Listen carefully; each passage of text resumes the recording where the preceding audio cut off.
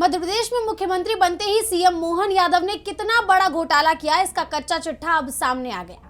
Indian express की report में हुए सनसनी खुलासे से मुख्यमंत्री मोहन यादव और उनके परिवार समेत पूरी बीजेपी अब विपक्ष के निशाने पर आ गई है। विपक्ष ने बीजेपी के खिलाफ मोर्चा खोल दिया और सरकार पर सवालों की बौछार कर दी, जिसका सरकार के पास कोई जवाब नहीं है।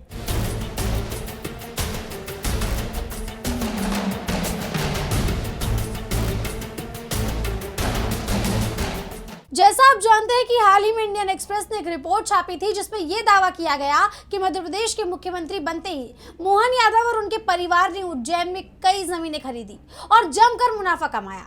इंडियन एक्सप्रेस ने आंकड़ों के साथ बताया कि 13 दिसंबर 2023 को मोहन यादव के मुख्यमंत्री बनते ही उनके परिवार और उनकी रियल एस्टेट कंपनियों ने कम से कम 137 प्लॉट अपने नाम खरीदे।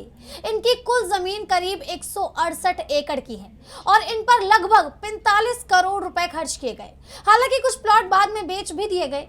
जमीन खरीद मुख्यमंत्री की पत्नी सीमा यादव, बेटे वैभव की पत्नी शालिनी यादव, भाइयों नंदलाल और नारायण यादव, नारायण की पत्नी रेखा यादव, उनके बेटे अभय यादव, चचेरे भाई गोविंद यादव और नीलेश यादव ने की है। खबर ये भी है कि इन्हीं जमीनों के आसपास सरकारी प्रोजेक्ट्स को बनाया जा रहा है।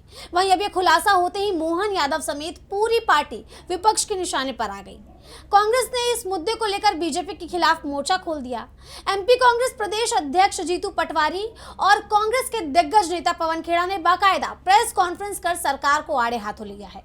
उन्होंने मोहन यादव को लेकर हुए खुलासे को दोहराते हुए कहा कि सीएम मोहन यादव ने अपने परिवार के साथ मिलकर उज्जैन में सैकड़ों एकड़ जमीन खरीद ली।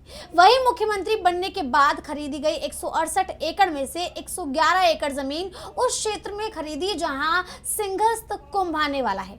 उज्जैन के जिस क्षेत्र में 2035 के मास्टर प्लान के ऊपर काम होना है, मोहन यादव के परिवार ने वहां जमीनें खरीदी हैं। यही नहीं, पवन खेड़ा ने साफ कहा कि पीएम मोदी से इस मुद्दे पर एक भी शब्द बोले जाने की उम्मीद रखना बेवकूफी होगी। पवन खेड़ा ने तो यह भी दावा किया कि अयोध्या के राम मंदिर और उज्जैन में लूट जो हुई है वो बस एक ट्रेलर है। अभी मथुरा और काशी में भी यही खेल होना बाकी है।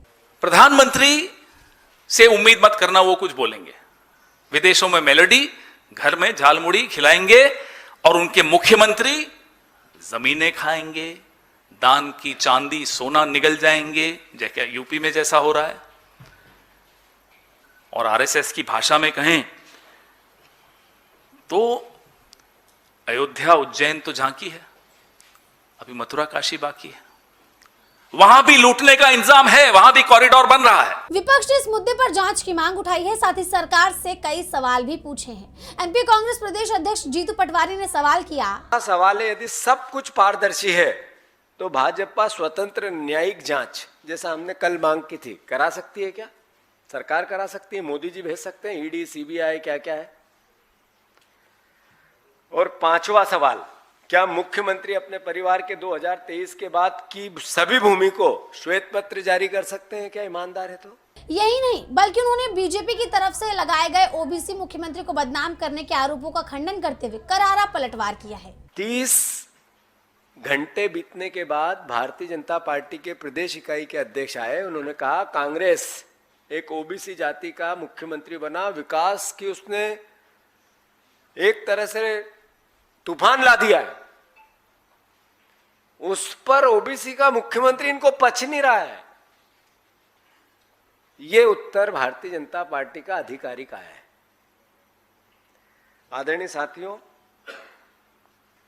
स्पष्ट है करप्शन है, स्पष्ट है भ्रष्टाचार हुआ। विपक्ष ने यह भी कहा कि ये सिर्फ शुरुआती मामला है, अभी तो और भी जानकारी आना बाकी है। यानी साफ है कि इस मामले में बीजेपी नेता और सीएम मोहन यादव बुरी तरह घिर चुके हैं।